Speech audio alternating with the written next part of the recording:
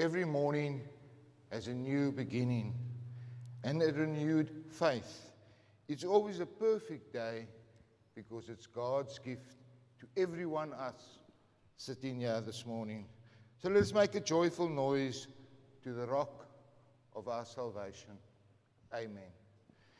Good morning, members. A special welcome to all our visitors this morning. And a warm welcome to Josh, who will be blessing us with his gifts this morning. God bless you. Thank you. To everyone, thank you for coming. Thank you for your commitment. May we all feel the warmth and fellowship of St. Peter's Church. We pray that the service will be a special blessing to everyone. We pray that the Holy Spirit will move around us and in us all, and that hearts, minds, and souls will be moved and changed, and that we will allow Jesus to carry all our burdens, and that we will go from here and keep on following Jesus. Let us pray. Father, thank you for waking us this morning. We are alive. We're so blessed and we're so grateful. All the glory to you, Father. We thank you for safely bringing your followers to your house this morning. We thank you for the gift of being able to love. We pray that you will bless us with what we deserve, as you know the contents of all our hearts. Father, we have gathered, so we welcome the Holy Spirit to this humble house this morning. Father, it is a beautiful day, whether rain or shine or wind or being overcast. A day to be thankful for our blessings. A day we can spend with our loved ones. A day to reflect on all the situations in our lives. A day to forgive, understand, love, reconcile, and end silly disagreements. As Father, life is so short. We pray that the service will be a special blessing to all who hear this message. Let us raise our voices as we sing your songs of praise and worship. Let us all confess and repent. Father, then grant us your mercy and grace. We pray that the Holy Spirit will embrace all those who seek him this morning. Our first reading comes from Proverbs 15, verses 1 to 3. And it reads, "A gentle answer turns away wrath, but a harsh word stirs up anger. The tongue of the wise adorns knowledge, but the mouth of a fool gushes folly. The eyes of the Lord are everywhere, keeping watch on the wicked and the good." This is the word of God. Amen. Our second reading comes from Ephesians 4, verse 29. And it says, "Do not let any unwholesome talk come out of your mouths, only that what is helpful for building others up according to their needs, and that it may benefit those who are also listening." This is the word of God. Amen.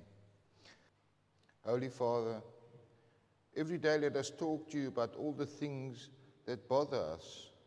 And let us check our words when we talk to others. Father, when things feel too overwhelming, let us remember to talk to you through Jesus. Let us take one day at a time, one moment at a time, one task at a time, as we hand all our burdens to Jesus. We thank Jesus for the ultimate sacrifice to free us from our sins and wrongdoings. Father, let all parents and grandparents realize the importance of their loved ones to know Jesus. Father, thank you for the gift of love and family. We pray for all who hear this message. Give them peace, vision, courage, and commitment to step out of their comfort zones as they serve you. Give them health, strength, wisdom, and spirit. We pray for the helpless, homeless, and vulnerable. We pray for the weak and the weak in spirit. We pray for our loved ones who worry us with their health, circumstances, addiction, life direction, depression, or work stress.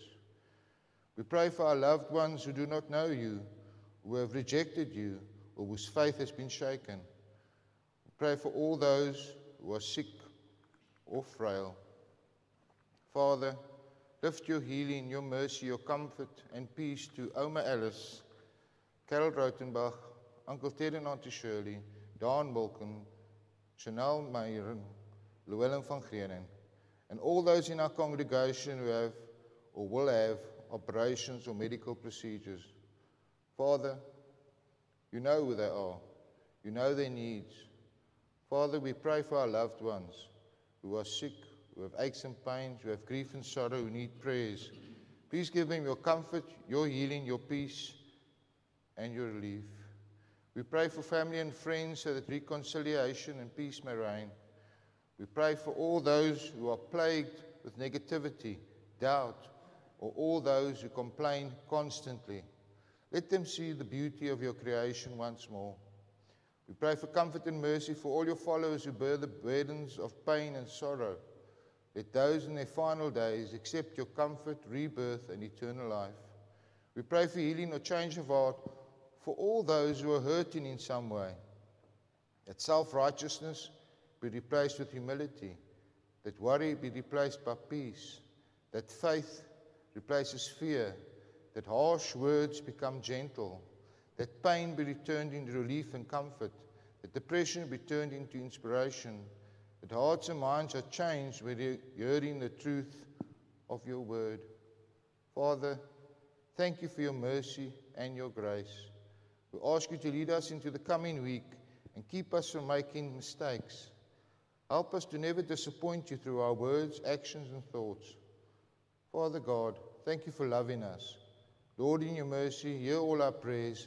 Merciful Father, accept this simple prayer and all the intercessory prayers that were said during this silent prayer by this congregation. Through our risen Savior, Jesus Christ. Amen. The worship team shall now bless us in song by singing, "What a Beautiful Name," before the message.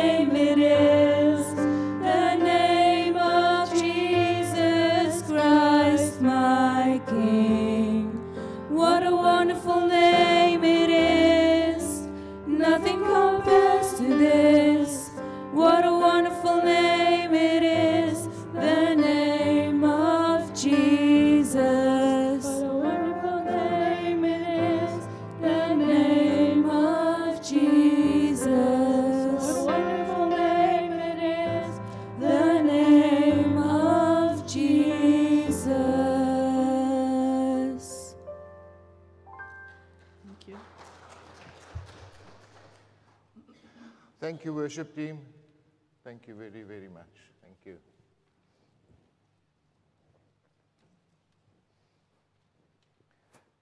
at one stage, I'm sure all of us were children, right? Many years ago, we were all children, and some not so many years ago. And I'm sure we've all heard that saying, sticks and stones can break my bones, but words will never hurt me. Do you believe that?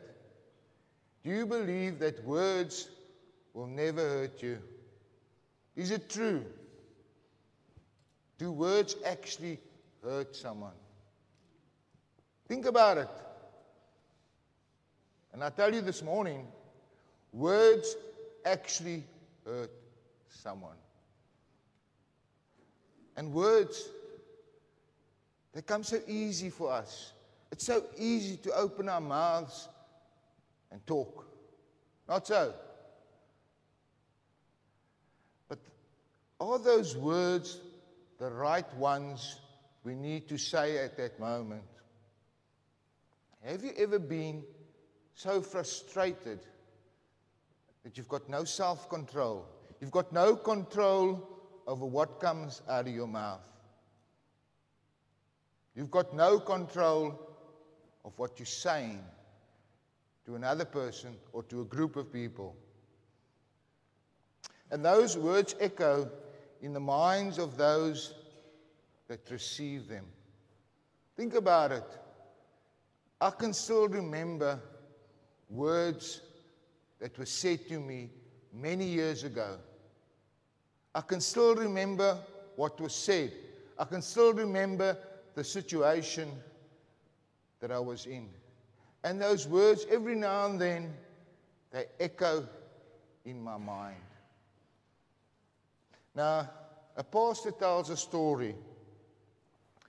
One morning, after he had given a service at a church, he reversed out of the church's parking lot and he drove down towards an intersection. And as he was driving, the traffic light turned to green. And so obviously, he went through the intersection. And suddenly, a car came rushing towards me from the right, blowing his hooter. I braked, and he missed my car by centimeters. Now, this person had obviously jumped the red light. Now, if you drive around Port Elizabeth, you will notice how many people just ignore the red light. They just carry on straight, not caring about the consequences. They rush past along, whether it's red or green, and what do? They put in your life and their lives in danger. Now the pastor says, I was so angry at the craziness of it all, I shouted out in fury and frustration. Now you can imagine what he shouted. It wasn't a kind word. He shouted, "You're an idiot." Now, have you ever done that? I'm sure many drivers have seen other people doing these crazy things and shouted at them in an inappropriate word. I saw the words as my outrage at the thoughtlessness of that idiotic driver. With my window closed and alone in the car, I thought my comment was bouncing around the interior of the car. Nobody had heard it. Nobody had heard me call that driver an idiot. Nobody had witnessed my loss of self-control. Right? I thought, what difference did my words make? Nobody else was in my car, and that driver didn't hear me.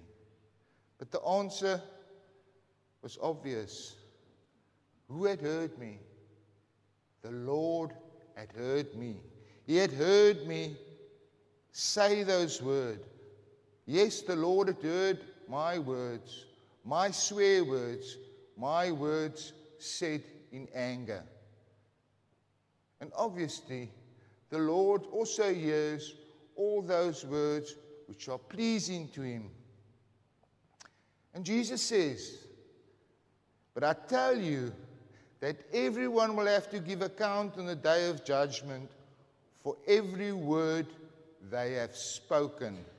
By your words you will be acquitted, and by your words you will be condemned. And he made it clear that those words of mine had the power to give way to an attitude of self-righteousness. However, I immediately discovered that God did not agree, as the Holy Spirit echoed in my head,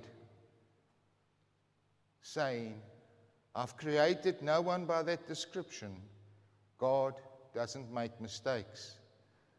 The pastor quickly sought forgiveness. Lord, I'm sorry to hear what was said. I will not let those words dominate me, and I will never allow that habit to take hold of me. Now, isn't it so true that we form a habit? We may say one swear word a day, the next day we say two, and eventually we say such a lot of swear words that we don't even realize that we are swearing most of the time. And we swear to highlight something happening in our lives. In the book of Job, Job desires divine instruction with the words, teach me, and I will be quiet. Show me where I have been wrong. Friends, our words, often so recklessly spoken, carry more weight than most of us can imagine. One of the fruits of the Spirit is self-control. Do we have self-control in all situations? In many places, people talk about others. They talk about others, what they've done, saying things they've heard about someone. And it always starts with, have you heard? Whether it is true or not. And then what do we do upon hearing what was said? We form an opinion of someone we've never met or even know. And friends, I tell you this morning, anyone can find the dirt in someone. Why? Because we're all sinners. We sin every single day, in thought, in word, in action. Let us rather be those that finds the gold in someone instead of the dirt. The Bible commands us, keep your mouth free of perversity. Keep corrupt talk far from your lips. Now, we often read or hear about some famous person, politician or actor whose words have gotten them into trouble. And our words can also get us into trouble by saying things that are not appropriate. The power of words is fundamental to life and can be instrumental in causing things to die. How do I say causing things to die? Businesses, institutions, churches die. Feasible plans die through negative words. Projects are not taken on because of negative words. Everything that exists today came about because of positive words and positive plans. It's a phenomenal truth. Everything that exists came about through words. Plans made with positive words. We have the power of words. The Bible says so.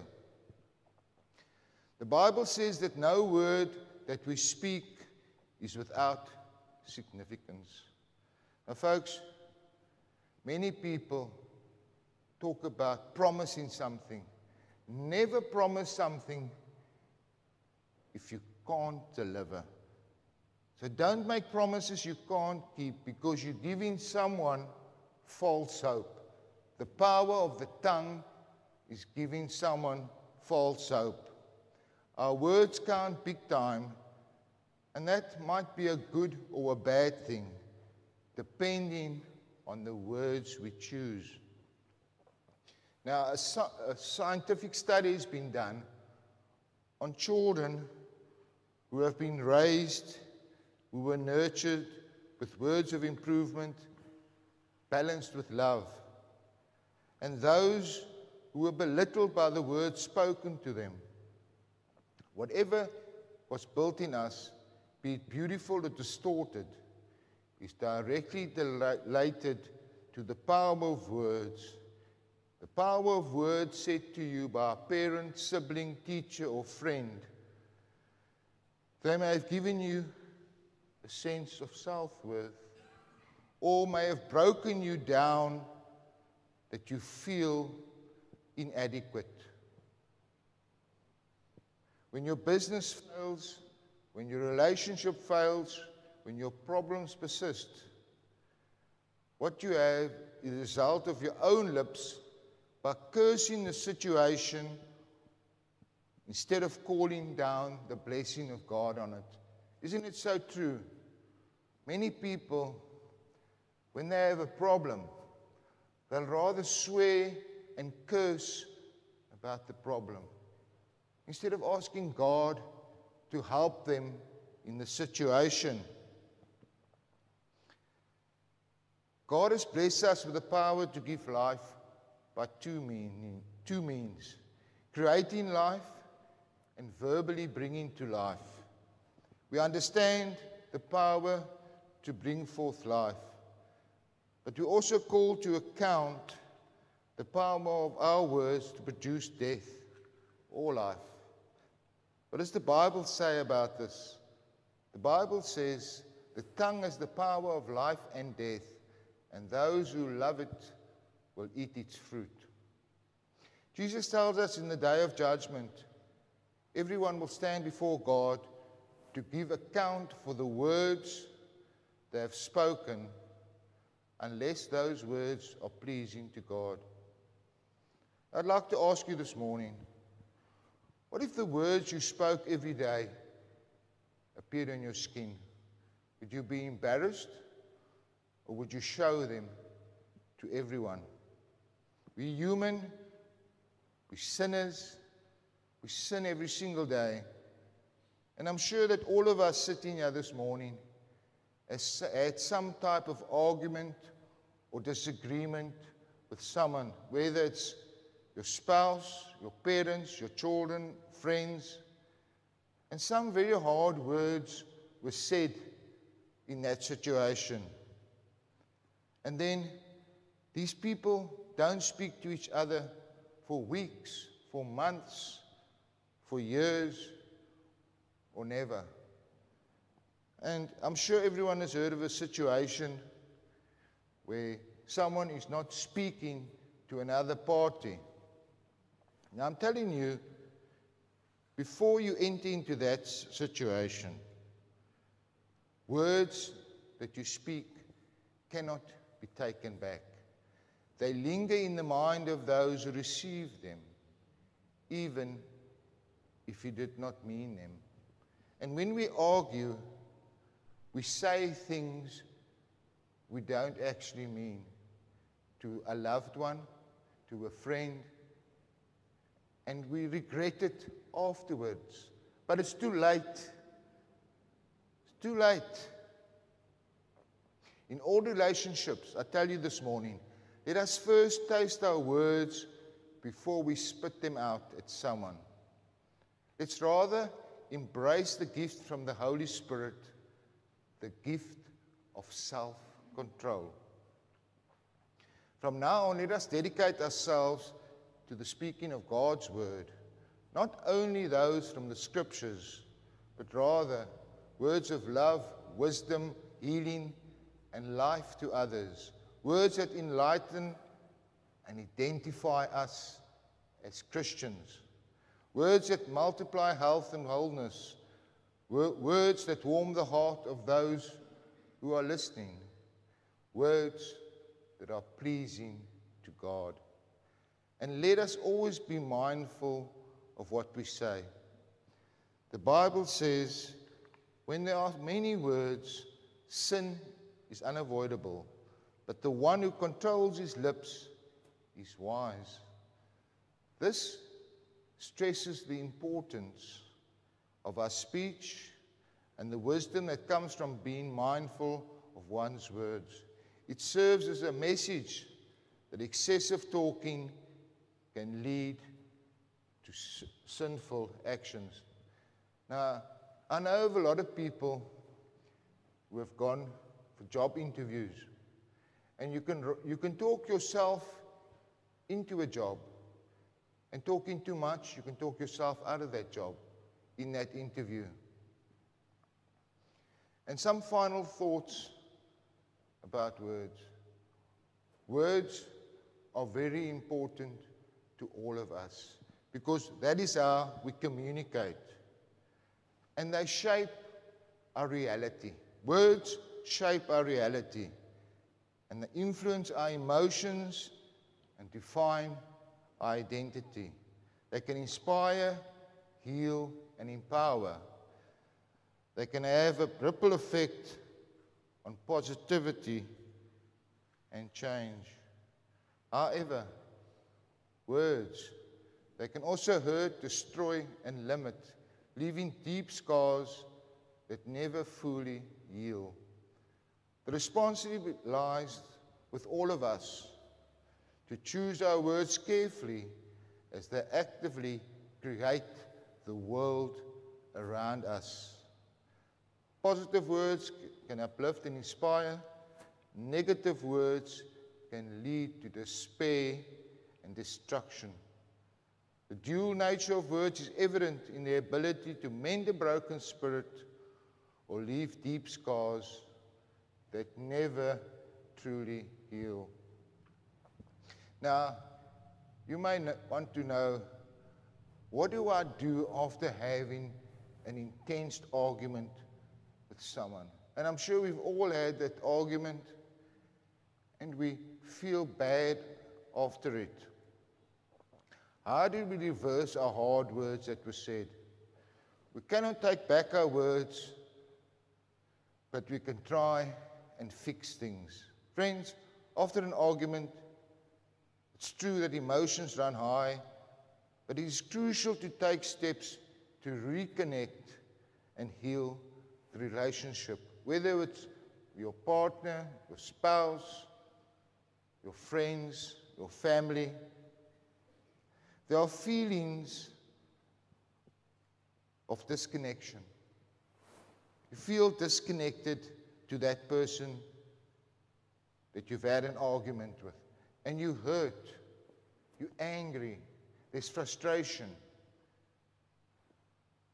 There's a tinge of awkwardness when seeing that person.